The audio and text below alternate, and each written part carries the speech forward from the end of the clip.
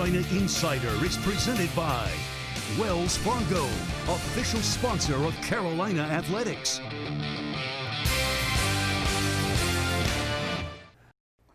We're back. Time for another edition of the Carolina Insider. My name is Jones Angel. That is Adam Lucas, and we have a terrific 30 minutes or so coming up for you. We're going to look back at the big win over NC State for Carolina football, look ahead to another rivalry matchup. This time it's the oldest rivalry in the South, the 125th meeting with Virginia. Some Olympic sport news as well. We have an interview with Tar Heels starting quarterback Sam Howell. I think you'll enjoy that. Plus, we have our social drive as well. So a lot to do. And Adam, it starts with that 48-21 win over NC State last weekend for Carolina. And boy, a really impressive performance. Mack Brown has since called it, he thought, the most complete victory of the season for Carolina. And a very physical performance, too, for the Tar Heels, really in all facets, on the lines, on defense, and even finishing runs. Carolina was very physical. What a satisfying afternoon at Kenan Stadium to get that type of win over an NC State team in Chapel Hill. And just to feel like you are the team that is delivering the punishment at almost every turn. Credit to Brian Hess, of course, and the strength staff, but also to the Carolina players who made it happen in a lot of different ways, doling out some punishment to the Wolfpack.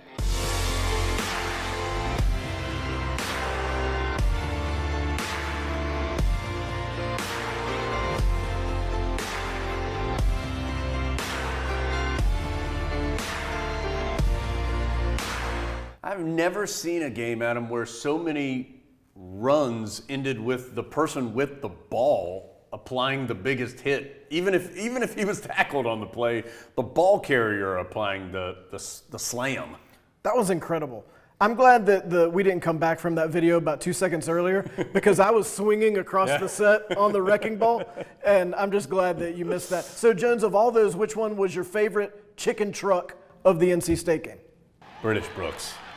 I think the sleeper, I think that's the right answer, but I think the sleeper is Emery Simmons, who just throws down the defender and then, not content to do that, just jukes the next one. Yeah. I want to show you a little bit of the power and the speed on the same run. So certainly a terrific performance. By the way, you saw that Sam Howell block in that little video package.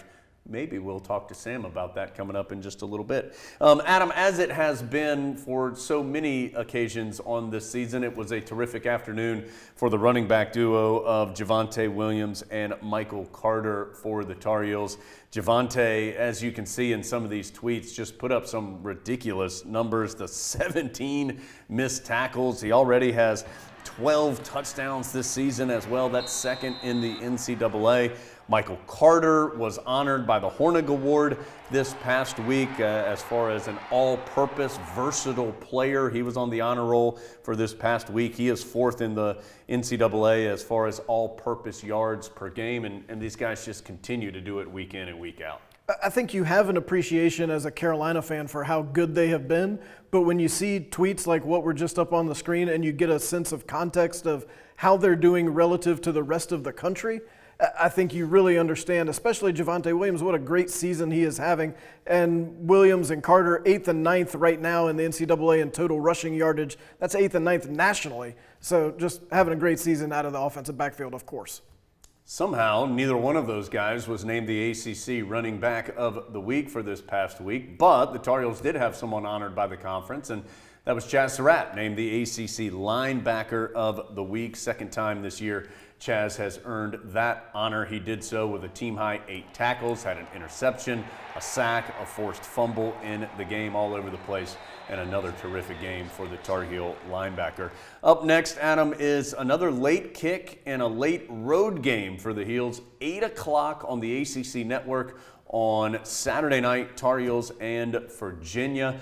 Carolina at one point had won 7 in a row in this rivalry. Virginia, though, has won the last 3, and Carolina will be looking not only to turn that around, but also play well on the road. That's something Mack Brown has talked about is another step for building this program, is to match your performance at home, where Carolina has played very well this year, match that type of performance, but away from Kenan Stadium. And this, by and large, has been a series where one team controls it for some length of time. It's not Carolina wins one, Virginia wins one, Carolina, Virginia. Now Carolina wants to establish that kind of streak over the Cavaliers. Virginia's run defense has been pretty stout, maybe a little susceptible in the secondary, so perhaps Carolina passing game gets something going. But the Cavaliers do have about a half dozen quarterbacks, and a couple of them are mobile, so keep an eye on that. As Jones mentioned, the game's on ACC Network. If you're not sure if you have ACC Network, go to getaccn.com and make sure that you can watch this game on Saturday night because it should be a good one. Radio-wise, we'll be on the air at 7 p.m. for that one to get you started for the 8 o'clock kick. By the way, our show is brought to you by Wells Fargo. When our communities need us, Wells Fargo is here to help. Let's turn the page to the Olympic sports for the Tar Heels, Adam, and some more success this past week. We'll start with men's soccer. Number 5 in the country had another big matchup with Clemson. Remember, those two teams had already played once this year, with Carolina getting a buzzer beater victory and fought to what was a really exciting 3-3 finish. A ton of offense in this one, especially late in the ballgame. Tar Heels made a big push at the end. They were down 2-0 and recovered from that deficit in the final 30 minutes. As you saw there, they went into double overtime, ended in a draw. Carolina will host NC State on Sunday. Tar Heels trying to work into position to host one of those ACC quarterfinals on November 15th. And of course, on the women's side with soccer, Anson Dorrance's club having a great year. They're in action tonight. They will be at Louisville, and then they host Notre Dame on Sunday in what is the regular season finale. And if you're wondering, you kind of have this sense, I feel like Anson Dorrance has been good with that women's soccer program. Look at this. Just look at that number. That's ridiculous. And Jones, I don't want to spoil this. I will do a TikTok dance if Anson Dorrance loses his next 802 matches in a row.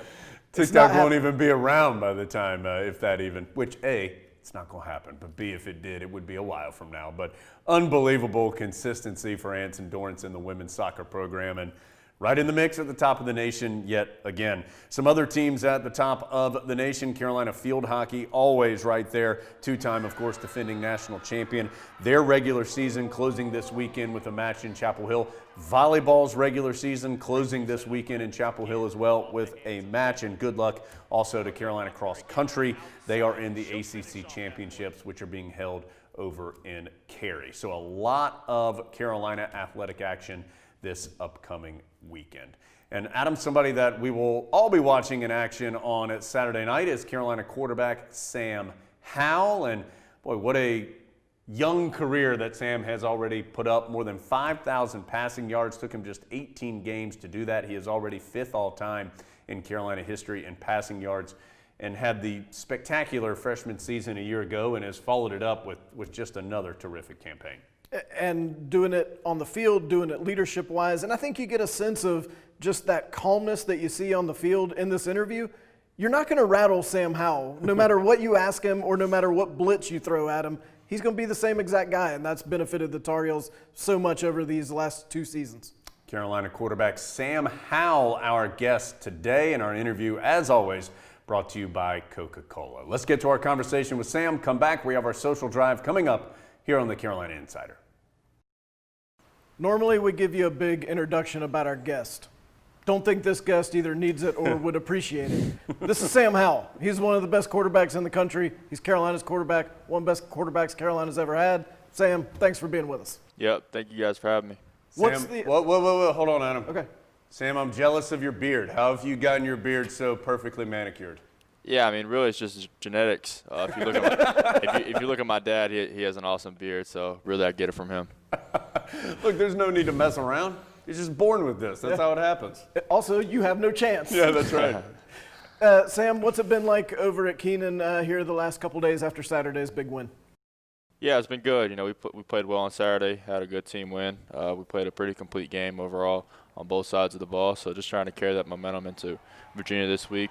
You know, we're done with NC State now, so we moved on to Virginia, so we've got to carry that momentum on to this week.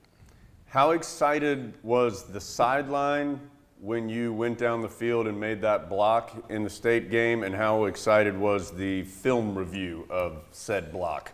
Yeah, there was a lot of excitement on the sideline. I kind of heard it, in the game actually, and then definitely there was kind of like a little celebration in the film room when it happened, and I actually got a T-shirt from our O-line coach, Coach Searle, so it was pretty exciting. Wait a minute.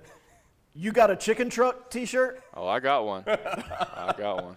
Yeah, I'm very proud of it too. I didn't think I'd ever get one, but We're doing our best to get one, Sam. We're going to try and get one over here at Pod World headquarters. We hadn't been able to procure one yet, but we're trying to get one. yeah, they're pretty sweet. I wore it the first day I got it, so I didn't think I'd ever have the chance to ever get one, but I'm definitely blessed I got one.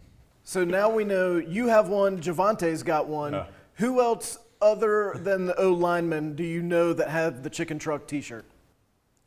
Other than O-linemen, I don't know if very many people have them, honestly. The Coach Searles is kind of they're hard to get.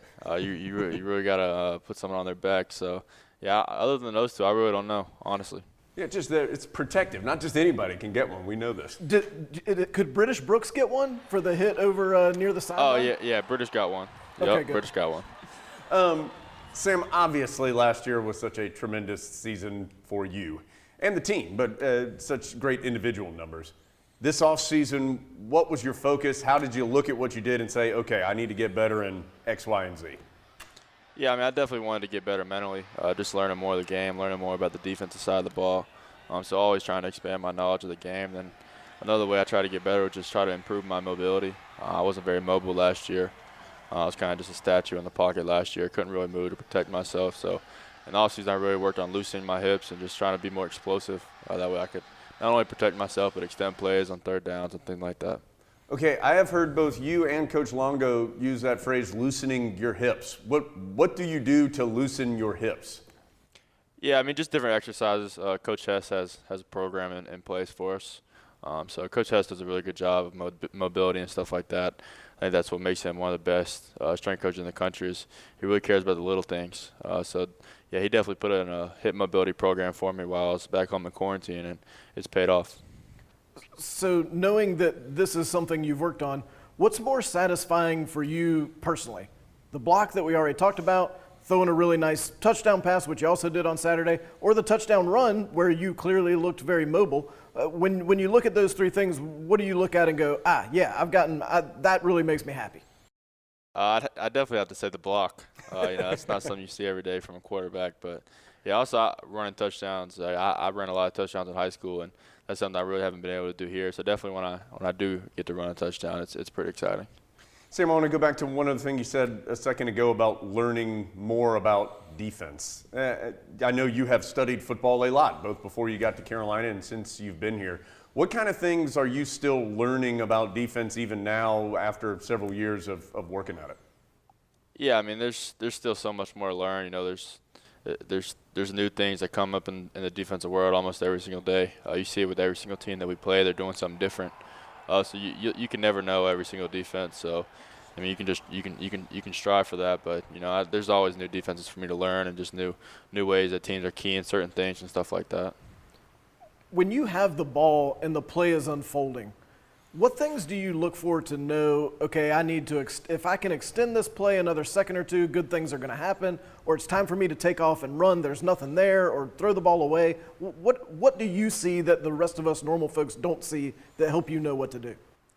Yeah, I mean, really, it's pretty instinctive. When you see like an open gap or a lot of open space, you just instinctively just kind of take off and just try to take advantage of the open space that the defense is giving you, and then you just kind of feel when you've been holding the ball too long and when it's time to get out of the pocket. That's still something I'm trying to get a little better at. I think there was a couple plays on Saturday where I tried to extend the play a little too long and ended up getting us out of field goal range on one of those plays. So just trying to be smart with it. It's one of those things where when you try to extend the play too long and it works out for you, it's good, but when it doesn't work, it's bad. So you just got to be able to just kind of know the situation and just try to be instinctive about it. All right, where are we on the journey of Sam Howell rushing, scrambling, but also Sam Howell sliding and not taking some of the type of shots that he has taken during some games this season? Where are you in the maturation process as far as all that's concerned? Yeah, I think I'm getting a lot better. I I've kind of realized this year that I'm supposed to be sliding to protect myself, but every time I slide, I get my head taken off. So I'm trying to reevaluate what I should do as far as getting down and protecting myself. But no, I've definitely gotten a lot better, especially if you go back all the way to the South Carolina game. My first game was pretty ugly. I took a lot of hits that I shouldn't have took. So yeah, just trying to do a better job protecting myself. We've seen quarterbacks who are popular in the quarterback room. We've seen quarterbacks who are popular with their offensive teammates. You really seem like you're there with everybody on the team, offense, defense, everybody. How do you try to lead? Yeah, I mean, you just got to set the example every single day. Whether things are going good or bad, you just got to be the same person. I think my teammates know what they're going to get out of me every single day. So I just try to really just show them what it takes. I just think you just got to be consistent and do it on a daily basis. And I think real leaders step up when things are going bad, and that's what I try to do. Just trying to lead as any way I can. Speaking of stepping up when things are going bad, I think you'd probably agree that the first 30 minutes of Florida State was not the best 30 minutes the Tar Heels have played so far this season. How did you guys get that thing turned around? I know the result wasn't what you wanted in the end, but how did you get things turned around to look more like the team you want to be in the second half? Yeah, I mean, in the locker room, we just told our guys, just take it one play at a time. Don't look at the scoreboard. Just keep fighting. We knew we were the better football team. We just had to go out there and play like it. There's a lot of things that didn't go right in the first half as far as an execution standpoint, but we knew we were the better team, so we just had to go in there, take it one play at a time, and just keep fighting. And that's what we did. We ended up coming up short, but yeah, I'm definitely proud of the way we responded in the second half and the way we fought to the end. Sam, you guys as a team have run so well this year. Of course, Javonte and Michael having such a terrific season to this point.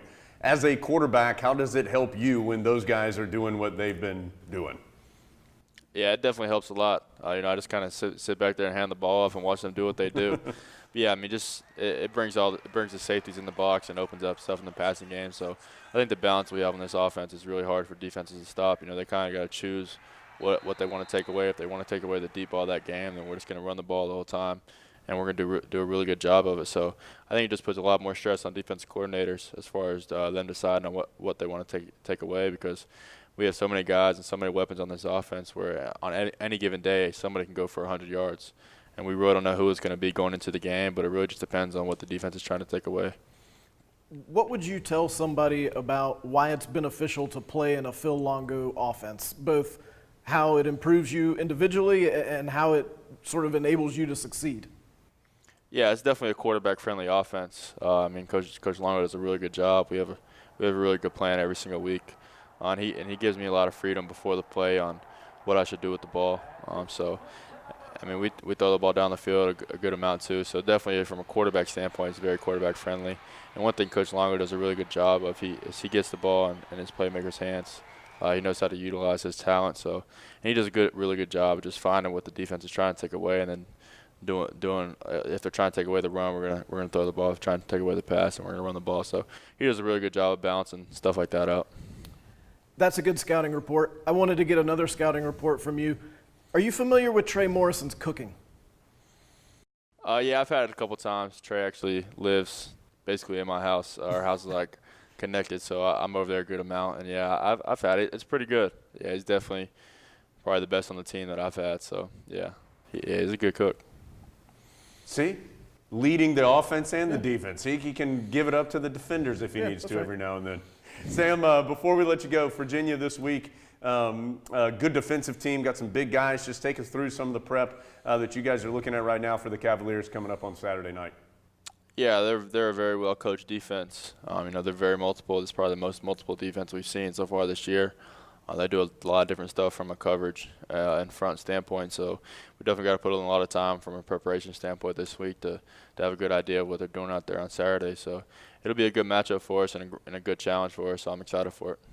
Last thing, at least from me, Sam, last year you came in and everybody knew who you were, but it was this freshman guy and he had the huge season. This year there's been so much more attention just on you and everything you do. Is that overwhelming at times, or has that been something that you've just taken in stride? Yeah, I don't really notice it a whole lot. I just try to be who I am. I just try to be the same person. No matter how much hype I have or how much attention I get, I just try to be the same person every single day. It's definitely I'm definitely just blessed to be where I am. I'm just thankful that God has put me in the position that I'm that I'm in. So I'm definitely just blessed to have all the things that God has blessed me with. That's Sam Howell, already number 5 all-time at Carolina in passing yards. Needed just 18 career games to go over 5,000 passing yards as a Tar Heel. Sam, great to see you as always, man. If you want to sneak one of those chicken truck shirts, just grab an extra one and bring it to us. That won't hurt our feelings, man. Good to see you. Thanks for your time. Yeah, I'll see what I can do. Appreciate it, guys. Thanks, Sam.